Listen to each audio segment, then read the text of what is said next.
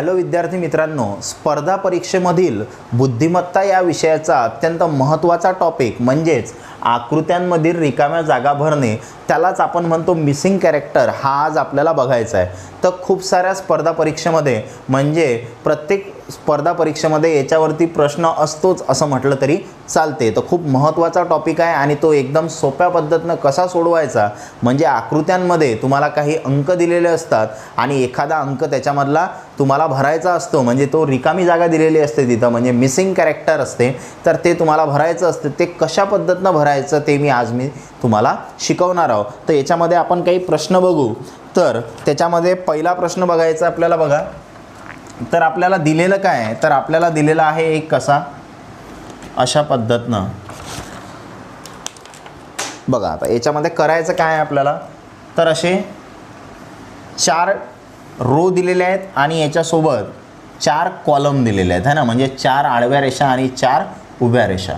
आणि याच्यामध्ये काय काय दिलेलं आहे बघा, तर याच्यात दिलेलं आहे 8 4 9 5 5 7 3 4 3 4 5 8, त्यानंतर 39, त्यानंतर 44 60 आणि इथं आहे प्रश्नार्थक चिन्ह, बरोबर।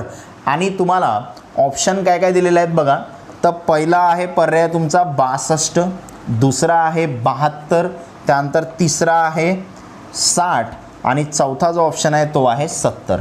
मग आता तुम्हाला हे सोडवायचं आहे, तर कशा पद्धतीनं सोडवणार बघा तुम्ही। तर तुम्हाला याच्यामध्ये काय दिसत आहे ते पहा, तर इथं काही संख्या दिलेल्या आहेत, इथं काही संख्या दिलेल्या आहेत, म्हणजे बघा जर ह्या 3 संख्या बघितल्या तुम्ही छोट्या दिसतात आणि खालची संख्या मोठी दिसत आहे। इथं पण तसंच आहे, 3 संख्या छोट्या आहेत, खालची संख्या मोठी आहे, 3 संख्या छोट्या आहेत, खालची संख्या मोठी आहे, बरोबर। म्हणजे इथं पण तसंच असेल, 3 संख्या छोट्या आहेत तर खालची संख्या मोठी येईल। मग कशा पद्धतीनं सोडवणार आपण, तर यांची जर बेरीज करून बघितली तर 39 येते का पहा बरं। 8 आणि 5 13 आणि 3 16 येत नाही। पण तुम्ही जर यांचा गुणाकार केला तर बघा 8 पंचे 40, 8 पंचे 40, 40 त्रिक येत नाही, बरोबर। 120 होतात, ते पण येत नाही। मग काय करणार आपण बघा, तर तुम्हाला इथं समजत असेल तर बघा 8 आणि 5 किती झाले 13 आणि इथं 39 आहेत, तर 13च्या पाड्याचे 39 येतात, तर 8 आणि 5 13, 13 त्रिक 39, बरोबर। म्हणजे पहिल्या दोघांची केली बेरीज आणि त्याला 3 न गुणलं, म्हणजे 8 आणि 5 13, 13 त्रिक 39 हे समजलं आपल्याला। तसं इथं बघा 4 आणि 7 11, 11 गुणिला 4 11 चूक 44, म्हणजे पहिल्या याच्यात काय केलं बघा त्यांना 8 अधिक 5 आणि 8 अधिक 5 किती झाले 13 आणि त्याला कितीनं गुणलं तर खाली 3 दिलेलं आहे, तर 13 त्रिक किती झाले 39। असं इथं आहे बघा 4 आणि 7 किती झाले 7 आणि 4 11, त्याला कितीनं गुणलं 4नं किती झाले 44। तसंच इथं आहे बघा, इथं 9 अधिक 3 किती झाले 12 आणि त्याला कितीनं गुणलं खाली किती आहे 5, तर 12 पंच 60। म्हणजे याचाच अर्थ तुम्हाला पहिल्या दोघांची बेरीज करायची आणि त्याला पुढच्या संख्येनं गुणायचं आहे। म्हणजे इथं काय येणार 5 अधिक 4 म्हणजे किती होणार 9 आणि त्याला कितीनं गुणायचं 8, तर 9 8 किती झाले 72, बरोबर। 9 8 72 म्हणजे कोणता ऑप्शन आहे तुमचा बी नंबरचा पर्याय, बरोबर। अशा पद्धतीनं आपण हा प्रश्न सोडवला। आता पुढचा बघ, पुढे काय करणार आपण, तर दुसरा प्रश्न आता काय दिलेला आहे आपल्याला आता, तर इथं दिलेला आहे असं दुसऱ्या नंबरच्या प्रश्नामध्ये एक गोल आहे, या गोलमध्ये 13, इकडे 4 16 27 आणि इथं 3। दुसरा गोल आहे याच्यात 11 13 65 7 आणि 42। त्यानंतर तिसरा गोल आहे, तिसऱ्या गोलमध्ये इथं 8, इथं 72, इथं 9 आणि इथं 27, बरोबर। अशा पद्धतीनं आपल्याला दिलं। मग आता हे आपल्याला सोडवायचं आहे, कसं सोडवणार बघा आपण, तर इथं 13 दिसत आहे तुम्हाला, इथं 27 आहे, इथं 4 3 16 27, बरोबर। मग आता कशा पद्धतीनं सोडवणार आपण, तर हा 4 16 आणि 4 20 म्हणजे याच्याशी काही येते काय याचा संबंध तर नाही आहेत। त्यानंतर इथं जर बघितलं आपण तर तुम्ही असं केलं तर बघा 27ला 3 भाग जाते हे माहिती आहे आपल्याला आणि 16ला 4 भाग जाते, म्हणजे हे एक लॉजिक इथं लागू शकते। इथं बघा 65ला 13 भाग जाते आणि 42ला 7 भाग जाते, बरोबर। इथं बघा 72ला 8 भाग जाते आणि 27ला 9 भाग जाते, म्हणजे भाग जाणाऱ्या संख्या आहेत. इकडे बघा, जर तुम्ही 27ला 3 भाग दिला तर 27 भागेला 3 किती होणार, 3 9 27, बरोबर. आणि 16ला जर 4 भाग दिला, 16 भागेला 4 तर किती होणार, 4 1 4, 4 चूक 16 म्हणजे 4. आणि इथं 9 आणि 4, तर 9 आणि 4ची बेच केली तर किती होते, 13. बघा, म्हणजे हे उत्तर आलं. तसंच इथं बघा, तर इथं काय दिसत आहे तुम्हाला, हा 42 आहे आणि त्याच्या भागाकारामध्ये 42च्या भागाकारामध्ये किती घेतले आपण, 7, बरोबर. तर 7 सकम 42, 6 येणार इथं, बरोबर. त्याच्यानंतर इथं 65 आहे, 65च्या भागाकारामध्ये किती घ्यायचं आहे, 13. तर 13 1 13, 13 5 65, म्हणजे इथं 5 आलं. आणि 6 आणि 5 यांची जर बेरीज केली तर किती होणार, 11. मग तसंच तिकडे आहे बघा, इथं 27 भागेला 9, 27 भागेला 9, बरोबर. तर 9 1 9, 9 त्रिक 27, 3. नंतर इथं 72 भागेला 8, तर 8 1 8, 8 9 72 म्हणजे 9. म्हणजे आता या दोघांची बेरीज करावी लागेल, तर 9 3 किती होणार, 12, बरोबर. आणि तुम्हाला जे पर्याय दिलेले आहेत त्या पर्यायामध्ये पहिलाच पर्याय तुम्हाला याच्यामध्ये पहिला पर्याय दिलेला होता 12, दुसरा होता 14, तिसरा होता 15 आणि चौथा होता 18. म्हणजे तुमचा पर्याय कोणता आहे, ए नंबरचा, ज्याच्यामध्ये उत्तर काय येणार तुमचं 12. म्हणजे काय केलं बघा, तर तुम्हाला हे भाग जाणाऱ्या संख्या दिसत आहे. 16, 4च्या पाळ्यात 16 आहेत, 3च्या पाळ्यात 27 आहेत, है ना. 13च्या पाळ्यात 65 आहेत, 7च्या पाळ्यात 42 आहेत, 8च्या पाळ्यात 72 आहेत, 9च्या पाळ्यात 27 आहेत, बरोबर ना. मग याच्यावरून तुमचं लॉजिक लागलं की तुम्हाला याला भागाकार करायचा आहे आणि जे उत्तर येईल त्याची जर बेरीज केली तर आपल्याला जे मधामध्ये आहे त्याचं उत्तर भेटेल. तर इथं उत्तर किती येईल तुमचं, 12, बरोबर. हा झाला तुमचा ए नंबरचा ऑप्शन. त्यानंतर पुढे तिसरा प्रश्न बघू आता. बघा, तर तिसऱ्या प्रश्नामध्ये काय दिलेलं आहे तुम्हाला, तर इथं दिलेलं आहे तुम्हाला अशा पद्धतीनं, इथं आहे 96, त्यानंतर इथं 16 आणि इथं 12. त्यानंतर परत तुम्हाला काय दिलं, इथं आहे 81, त्यानंतर इथं 18 आणि इथं 9. त्यानंतर तिसरं इथं दिलेलं आहे 100, इथं आहे 10 आणि इथं आहे प्रश्नार्थक चिन्ह. आणि पहिला पर्याय आहे 15, दुसरा पर्याय आहे 17, तिसरा आहे 19 आणि चौथा आहे 20, बरोबर. मग आता कसं सोडवणार आपण बघा, तर काय दिसत आहे तुम्हाला इथं, तर ही संख्या मोठी आहे या दोन संख्यांपेक्षा, ही संख्या मोठी आहे या दोन संख्यांपेक्षा, म्हणजे गुणाकाराशी याचा काहीतरी संबंध असेल. तर बघा, तर 12च्या पाळ्यात 96 येतात का, तर 12 8 96, बरोबर. 16च्या पाळ्यात येतात का, तर 16 96, बरोबर. त्यानंतर इथं बघा 9च्या पाळ्यात 81 येतात का, तर 9 9 81. त्यानंतर 18च्या पाळ्यात 81 येतात का, तर 18च्या पाळ्यामध्ये 81 येत नाही. मग या 9च्या पाळ्यामध्ये 81 येतात, तसं इथं 12च्या पाळ्यामध्ये 81 येतात, बरोबर. 12च्या पाळ्यामध्ये 96 येतात. मग कशा पद्धतीनं येतात ते बघा, तसंच इथं दिसते 10च्या पाळ्यामध्ये 100 येतात, बरोबर. म्हणजेच 12च्या पाळ्यामध्ये 96 येतात, 9च्या पाळ्यामध्ये 81 येतात आणि 10च्या पाळ्यामध्ये 100 येतात. मग किती वेळा केलं तर येतात बघा, तर 12ला जर आपण 12 8 काय होणार 96, इथं केलं तर 9 9 81 आहे ना. 9ला जर 9 गुणलं तर किती होणार 81. आणि इथं 10ला जर आपण 10 गुणलं तर 10 10 काय होते 100. म्हणजे आपल्याला हे समजलं की आपल्याला इथं 8 लागला, म्हणजे इथं जर 8 असता तर 12 8 96 झाले असते. मग इथं 8 येण्यासाठी काय करावं लागेल तुम्हाला, इथं 8 येण्यासाठी तुम्हाला ही जी संख्या आहे याला 2 ने भागावं लागेल, बरोबर. मग तसंच बघा, इथं आपल्याला 9 ने गुणायचं आहे, म्हणजे इथं जर 9 असता तर 9 9 81 झाले असते. जसं इथं 8 असता तर 12 8 96 झाले असते. तसं इथं 9 असता तर म्हणजे याला काय करलं असतं आपण 2 ने भागलं असतं. म्हणजे काय झालं असतं इथं, तर 9 18ला 2 ने भागलं असतं, 9 9 81. मग तसंच इथं काय लागलं असतं आपल्याला 10 लागला असता, म्हणजे 2 ने भागल्यावर 10 भेटलं असतं आपल्याला. म्हणजे इथं जी संख्या आहे ते 20 पाहिजे होती. मग 20ला जर तुम्ही 2 ने भागलं असतं तर तुमचं उत्तर किती आलं असतं 10 आलं असतं. मग तुम्ही 10 10 काय केलं असतं इथं 100, 10ला 10 ने गुणलं असतं तर, बरोबर. म्हणजे तुम्हाला काय समजलं की हा जो इथचा अंक आहे तो अर्धा करायचा आहे, बरोबर. अर्धा करायचा आहे, अर्धा करायचा आहे. मग त्याला जर पुढच्या अंकानं गुणलं आपण तर आपल्याला वरचं उत्तर भेटत आहे. मग इथं 16चे अर्धे 8, 12 8 96, 18चे अर्धे 9, 9 9 81. तसं इथं 20चे अर्धे 10 आणि 10 100 म्हणजे तुमचं उत्तर काय येणार इथं 20. तर हे तुम्हाला समजलं पाहिजे, अशा पद्धतीनं सोडवलं आपण. नंतर पुढे काय दिलेलं आहे पहा.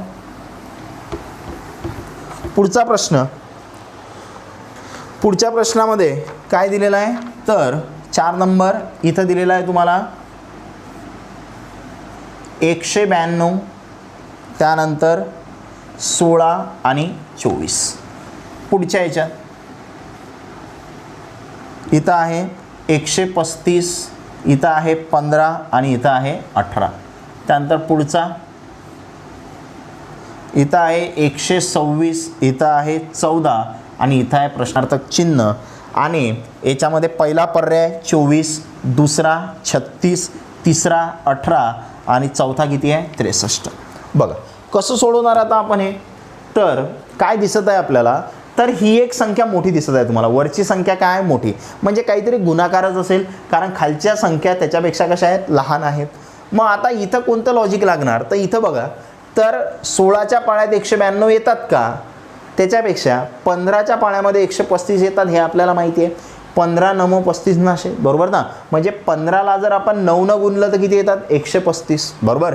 मग 15ला जर 9 न गुणल्यानं 135 येऊ राहिले तर 9 लागेल आपल्याला गुणण्यासाठी, पण पुढे तर 18 आहे. म्हणजे या 18ला आपल्याला काय करावं लागेल 2 न भागावं लागेल. मग याचं उत्तर किती येईल 9. मग 15 9 35 नाशे आहे ना, म्हणजे 15 गुणेला 9 केलं तर 135. मग तसंच इथं जसं आपण इथं 2 न भागलं तसं इथं 2 न भागून पाहू. इथं जर 2 न भागलं आपण तर 24 भागेला 2 किती 12. आणि आता जसं आपण 15ला 9 न गुणलं होतं तसं आपण 16 आता 12ला गुणू. जर 16 आता 12ला गुणलं तर किती होणार तर 16 गुणेला 12 किती होणार 12 सकम 72, हातचे आले 7, 12 1 12 आणि 7 किती 19, म्हणजे किती येतात 192. म्हणजे बरोबर आहे. म्हणजे आपल्याला करायचं काय इथं जे संख्या आहे त्याची अर्धी संख्या करायची आहे, म्हणजे 2 न भागायचं आहे. म्हणजे इथं किती आहेत 14 आहेत, तर याला जर 2 न भागितलं तर किती येणार 7.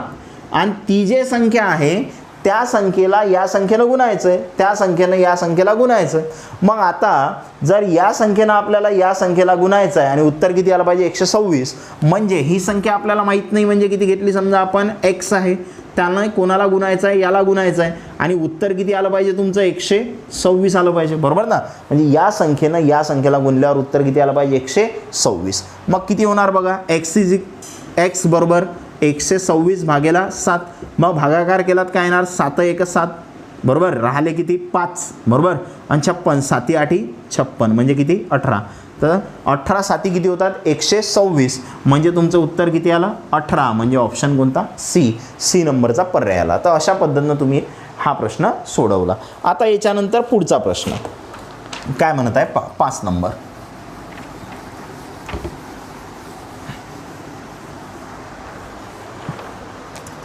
काय दिलं आपल्याला 5 नंबरच्या प्रश्नामध्ये परत असंच आहे दिलेलं तुम्हाला. इथं काय संख्या दिली पहा. इथं दिलेलं आहे तुम्हाला 22, इथं 6 आणि इथं आहे 17.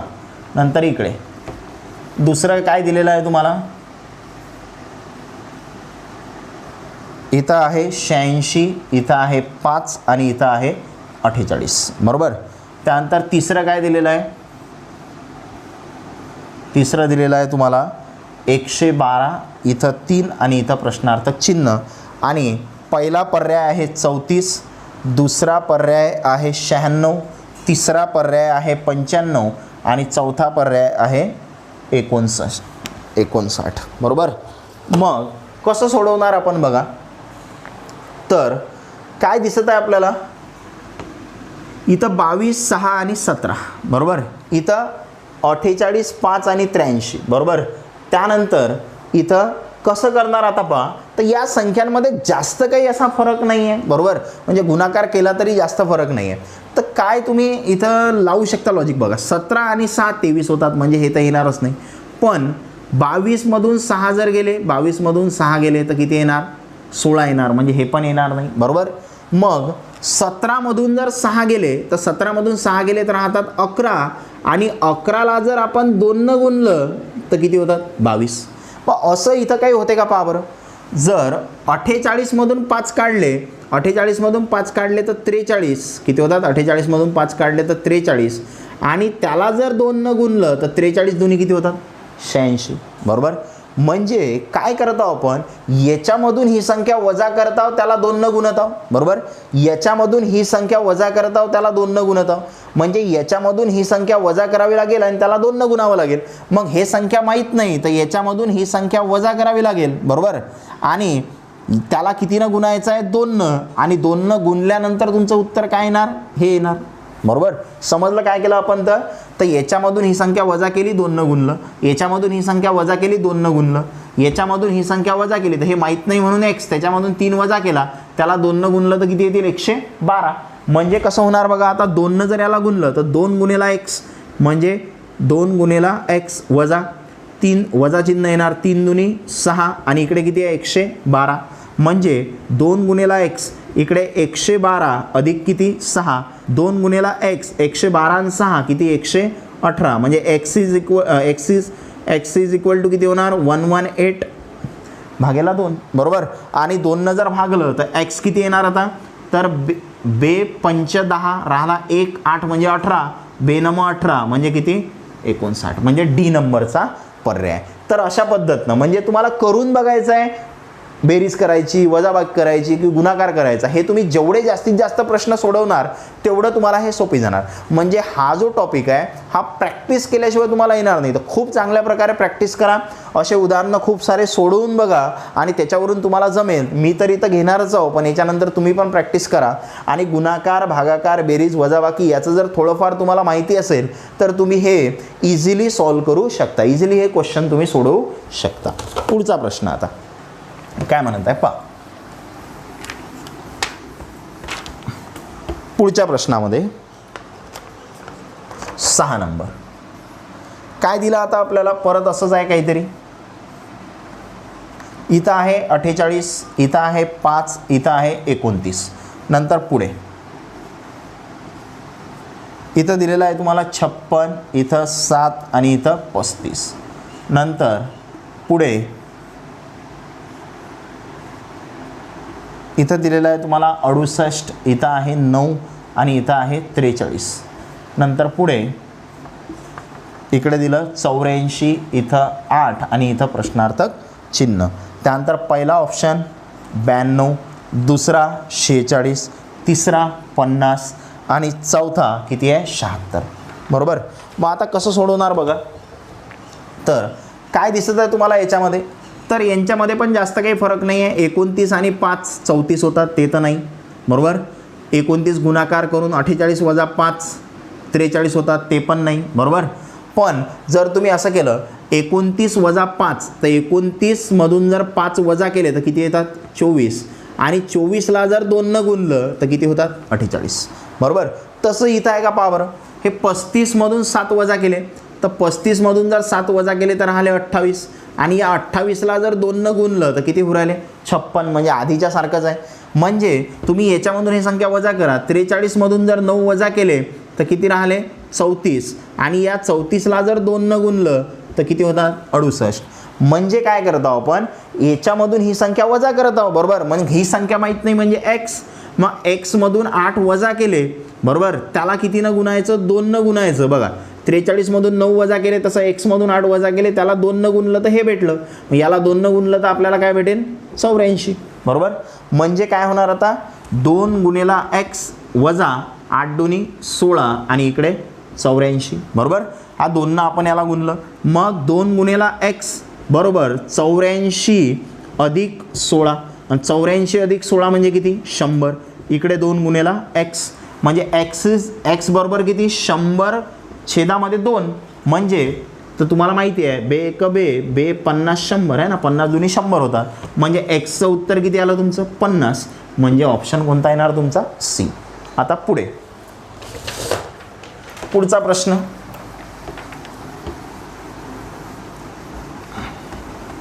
काय दिलेला आहे पहा. याच्यामध्ये तुम्हाला दिलेला आहे इथं आहे 5 3, नंतर आहे 15 12, नंतर आहे 45 48 बरोबर. नंतर आहे 135 आणि इथं आहे प्रश्नार्थक चिन्ह आणि इथं आहे 36 पहिला ऑप्शन, दुसरा ऑप्शन 60, तिसरा ऑप्शन 192 आणि चौथा ऑप्शन 51. बघा आता काय दिसत आहे तुम्हाला, तर इथं सगळं 5 5 5 5 आहे. इकडे बघा 5 त्रिक 15, 15 त्रिक 45, 45 त्रिक 135 असंच दिसू राहिलं आपल्याला. म्हणजे 5ला जर 3 गुणलं तर 15, 15ला जर 3 गुणलं तर 45, 45ला जर 3 गुणलं तर 135 बरोबर. म्हणजे वरती आपण 3 3 गुणत चाललो असं समजलं आपल्याला. खाली जर बघितलं बघा 3 इथं 12, 3ला जर 4 गुणलं तर 4 त्रिक 12, 12ला जर 4 गुणलं तर 12 चूक 48. मग 48ला जर 4 गुणलं तर हे उत्तर भेटेल आपल्याला बरोबर. मग 48ला जर 4 गुणलं तर काय येणार, 4 8 32, 2 हातचे आले 3. आता सॉल्व करायचं काम नाही, तुम्हाला समजलं एकक स्थानी 2 येणार आहे आणि एकक स्थानी 2 येणारा फक्त हा एकच ऑप्शन आहे सी. किंवा सॉल्व करून पहा, 4 8 32, 2 हातचे आले 3, 4 चूक 16 आणि 3 19 म्हणजे किती 192 बरोबर. म्हणजे तुम्हाला इथं समजलं की हे 3 3 गुणला आपण, खाली 4 4 गुणत आहोत आणि पुढचं उत्तर तुम्हाला. नेक्स्ट क्वेश्चन बघणार आहोत आपण 8 नंबरचा. तर बघा आता काय दिलेलं आहे आपल्याला, तर याच्यामध्ये एक त्रिकोण दिलेला आहे आणि या त्रिकोणामध्ये इथं 3, इथं 2 आणि इथं 35. त्यानंतर दुसरा त्रिकोण दिलेला आहे आणि या दुसऱ्या त्रिकोणामध्ये इथं 2, इथं 1 आणि इथं आहे 9. त्यानंतर हा तिसरा त्रिकोण दिलेला आहे आणि तिसऱ्या त्रिकोणामध्ये इथं 4, इथं 2 आणि इथं आहे प्रश्नार्थक चिन्ह, ज्याच्यामध्ये पहिला पर्याय आहे 63, दुसरा आहे 71, तिसरा आहे 72 आणि चौथा जो आहे तो आहे 86. आता आपल्याला हा प्रश्न सोडवायचा आहे. तर कशा पद्धतीनं सोडवणार आपण बघा. तर काय दिसत आहे आपल्याला, तर ह्या ज्या बाहेरच्या संख्या आहेत ह्या बाहेरच्या संख्या छोट्या आहेत आणि हे आतमधली संख्या मोठी आहे. बघा बाहेरच्या संख्या छोट्या आहेत, आतमधली संख्या मोठी आहे. तसंच इथं होईल, बाहेरच्या संख्या छोट्या आहेत तर आतमधली संख्या काय होईल, मोठी होईल. मग आता कशा पद्धतीने येईल बघा. आता मोठी संख्या करायची असेल तर आपल्याला माहिती आहे, आपल्याला एक तर बेरीज करायची असते, एक तर गुणाकार करायचा असते. मग आता इथं आपण बेरीज जर केली तर 3 दुनी 6 होत नाही, गुणाकार केला तर 3 दुनी 6, बेरीज केली तर 3 अधिक 2 5 तरी पण होत नाही. मग आता काय करून पाहू आपण, आता जर यांच्या बेरीज गुणाकारानं होत नसेल तर यांच्या वर्गांची बेरीज किंवा गुणाकार करून पाहू. याच्या वर्गांची केली तर बघा 3चा वर्ग किती असते, तर 3चा वर्ग असते 9 आणि 2चा वर्ग किती असते 4. आता यांची जर बेरीज केली तर किती होणार, 9 आणि 4 13 होणार नाही. दोघांचा गुणाकार केला तर काय होईल, 9 चूक 36 हे 35 आहे म्हणजे होणार नाही. म्हणजे वर्गांची बेरीज केली तरी होत नाही. मग आपण यांच्या घनांची बेरीज करून पाहू बघा, किंवा घनांचा गुणाकार करून पाहू. तर 3चा घन किती असते तर आपल्याला माहिती आहे, 3चा घन किती असते 27, 3 त्रिक 9, 9 त्रिक 27. 3चा घन म्हणजे 3 काय करायचं आहे, 3 गुणेला 3 गुणेला 3 याला म्हणतो आपण त्याचा घन, म्हणजे किती होणार 27. 2चा घन किती होणार, 2 गुणेला 2 गुणेला 2 म्हणजे किती 8 बरोबर. मग याचं उत्तर 27 आलं आणि 2चा घन किती आला 8 आणि 27 अधिक 8 किती होतात, 27 अधिक 8 किती होतात 35 बरोबर. म्हणजे हे बरोबर आहे. म्हणजे काय करायचं आपल्याला, यांचे घन करायचे आहेत, त्याची बेरीज करायची आहे. मग 2चा घन किती होते तर आपल्याला माहिती आहे 2चा घन 8 आणि 1चा घन काय होते, 1चा घन 1 आणि दोघांची बेरीज केली तर किती होते 9. मग तसंच आपण इथं करणार, 4चा घन, 4चा घन किती 64, 4चा घन म्हणजे 4 गुणेला 4 गुणेला 4, 4 चूक 16 16 चूक 64. 2चा घन किती 8 बरोबर. मग 64 अधिक 8, तर 64 अधिक 8 केले तर किती होणार आहे 72 बरोबर. म्हणजे तुमचा ऑप्शन कोणता येणार इथं, सी नंबरचा ऑप्शन येणार. नंतर पुढचा प्रश्न बघ. तर तुम्हाला ध्यानामध्ये ठेवायची आहे, जर आतमधली संख्या जर मोठी आली तर काय करायचं आहे तुम्हाला, एक तर बेरीज एक तर गुणाकार, एक तर वर्गांची बेरीज वर्गांचा गुणाकार, घनांची बेरीज घनांचा गुणाकार, अशा पद्धतीनं सोडवायचं. पुढचा 9 नंबरचा प्रश्न काय आहे बघा. 9 नंबरच्या प्रश्नामध्ये असा एक त्रिकोण दिलेला आहे तुम्हाला आणि परत एक असा त्रिकोण दिलेला आहे आणि या त्रिकोणामध्ये इथं दिलेला आहे 14, इथं 2, इथं 7, त्यानंतर इथं 56, त्यानंतर इथं 28, त्यानंतर इथं 4 आणि इथं आहे प्रश्नार्थक चिन्ह. पहिला 21, दुसरा दिलेला आहे 32, तिसरा दिलेला आहे 64 आहे ना, सी नंबरला 64 आणि डी नंबरला काय दिलेला आहे 8. मग आता कशा पद्धतीनं सोडवणार आपण बघा. तर हे सोडवण्यासाठी काय करणार आपण, तर सर्वात आधी काय दिसत आहे बघा, इथं 56 आहे म्हणजे मोठी संख्या आहे, म्हणजे काहीतरी इथं गुणाकार किंवा बेरीज तुम्हाला करावी लागेल. जर सर्वांची बेरीज केली तर आन्सर येते का बघा 28. आता ते तर हे तर तुम्हाला काढता येणार नाही तसं, बरोबर. मग आता काय करणार आपण बघा, तर इथं 14 आहे, इथं 56 आहे. तर आपल्याला माहिती आहे, इकडे बघा 14 आणि खाली आहे 4, तर 14 + 56 म्हणजे 14ला जर 4नं गुणलं तर उत्तर किती येते 56, बरोबर. तसंच इथं 28 दिसत आहे, समोर 2 आहे त्याच्या विरुद्ध दिशेला. 28 गुणेला 2 जर केलं तर किती होते 56. 28 दुनी 56, 14 + 56 म्हणजे जे विरुद्ध दिशेला आहे त्यांचा जर आपण गुणाकार केला म्हणजे 14 गुणेला 4 केलं तर 56 येऊ राहिलं. विरुद्ध दिशेला 28 आणि 2 आहेत, 28 गुणेला 2 केलं तर काय येऊ राहिलं 56 येऊ राहिलं. म्हणजे आता या दोन विरुद्ध दिशेला जे असेल ते किती यायला पाहिजे 56. मग या विरुद्ध दिशेला इथं 7 आहे आणि त्याच्या विरुद्ध दिशेला काय आहे ते माहीत नाही, समजा x आहे आणि त्याचं उत्तर किती आलं पाहिजे 56. म्हणजेच काय होणार x = x बरोबर 56/7. मग आता 7नं 56ला भाग जातो का, आता जातो. कसा जाणार, तर 7 × 1 = 7, 7 × 8 = 56 म्हणजे x = किती भेटेल तुम्हाला 8. म्हणजे तुमचा ऑप्शन कोणता असेल, डी नंबरचा ऑप्शन असेल, बरोबर. म्हणजे अशा पद्धतीनं आपण हा प्रश्न सोडवला. आता याच्यानंतर पुढचा प्रश्न बघा 10 नंबरचा. तर 10 नंबरच्या प्रश्नामध्ये काय दिलेलं आहे तुम्हाला, 10 नंबरच्या प्रश्नामध्ये एक त्रिकोण दिलेला आहे, काटकोन आहे, बरोबर. आणि इथं दिलेला आहे 3, इथं 4 आणि इथं 5. दुसरा त्रिकोण दिलेला आहे आणि या दुसऱ्या त्रिकोणामध्ये इथं आहे 60, 6, इथं 8 आणि इथं 10. आणि तिसरा त्रिकोण आहे आणि या तिसऱ्या त्रिकोणामध्ये इथं दिलेला आहे 12, इथं दिलेला आहे 16 आणि इथं दिलेला आहे x. आणि पहिला जो आहे तो आहे 12, दुसरा आहे 24, त्यानंतर तिसरा जो दिलेला आहे तो आहे 20 आणि चौथा आहे यापैकी नाही, यापैकी नाही.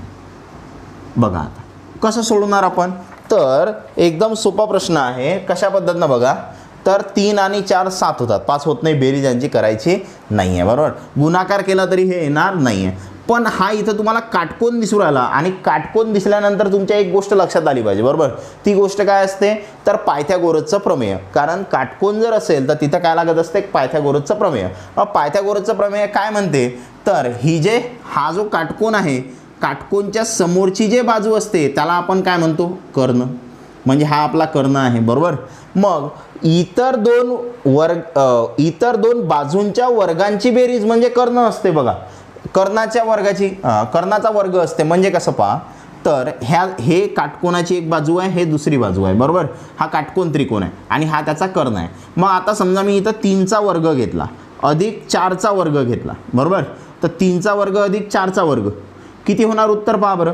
तर 3चा वर्ग आपल्याला माहिती आहे, पायथागोरसचं प्रमेय काय म्हणते, कर्णाचा वर्ग, हा कर्ण आहे, कर्ण किती आहे आपला 5, तर 5चा वर्ग बरोबर इतर दोन बाजूच्या वर्गांची बेरीज. तर 3चा वर्ग अधिक 4चा वर्ग, तर 3चा वर्ग किती होते 9, 4चा वर्ग किती होते 16 आणि 9 आणि 16 किती होणार 25. आणि कर्णाचा वर्ग म्हणजे 5 5 25, इकडे किती आलं 25. म्हणजे तुमची डावी बाजू आणि उजवी बाजू बरोबर आहे, म्हणजे तुम्ही जे लावलं ते बरोबर आहे, बरोबर.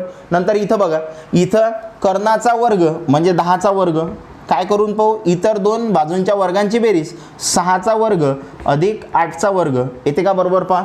10चा वर्ग किती होणार 100, 6चा वर्ग 36 अधिक 8चा वर्ग किती होणार 64 आणि 36 आणि 64 किती होतात 100 आणि इकडे पण किती आहेत 100. म्हणजे हे पण तुमचं बरोबर आहे. म्हणजे इथं कोणतं लॉजिक लागते, इथं तुम्हाला पायथागोरसचं प्रमेय लावायचं आहे, कर्णाचा वर्ग बरोबर इतर दोन बाजूंच्या वर्गांची बेरीज. नंतर इकडे बघा, आता इकडे लावला तर हा कर्णाचा वर्ग म्हणजे x वर्ग, इतर दोन बाजू आहेत 12चा वर्ग आणि अधिक 16चा वर्ग. तर 12चा वर्ग किती होते 144 आणि 16चा वर्ग किती होते 256. हा तुमच्या पाठ पाहिजे. तर 144 अधिक 256, तर 6 आणि 4 10 0 चला 1, 5 आणि 1 6 आणि 4 10 0 चला 1, 2 आणि 1 3 आणि 1 4, म्हणजे इथं आला x वर्ग. मग आता जर आपण वर्गमूळ घेतलं तर x बरोबर वर्गमूळ घेतलं तर किती येणार 20. 400चं वर्गमूळ किती असते 20. म्हणजे तुमची ही जी बाजू आहे ती बाजू किती असेल 20. म्हणजे अशा पद्धतीनं आपण काय केलं, हा जो आकृत्यांमध्ये रिकाम्या जागा भरणे हा जो टॉपिक आहे, या टॉपिकवरचे काही उदाहरणं आपण या लेक्चरमध्ये बघितले. आणखी काही उदाहरणं आपण पुढच्या लेक्चरमध्ये बघू. थँक्यू.